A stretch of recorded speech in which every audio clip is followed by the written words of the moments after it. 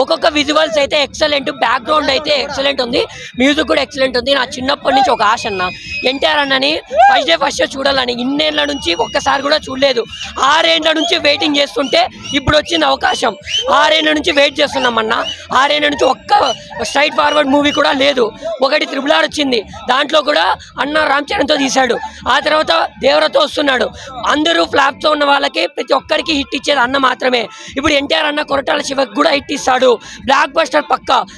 ఆంధ్రప్రదేశ్ కాదు, ఇండియా కాదు, దేశవ్యాప్తంగా ప్రపంచవ్యాప్తంగా ఉన్న రికార్డులు ప్రతి ఒక్కటి దగ్ధమైపోతాయి. ఇప్పుడే చూశారు ట్రైలర్కి ముందే ఇండియాలోనే ఫస్ట్ మూవీ 1 మిలియన్ క్రాస్ చేసింది. అమెరికాలో ఏ మూవీ కూడా గత సంవత్సరాల్లో ఏ మూవీ కూడా అలాంటి కలెక్షన్ రాలేదు.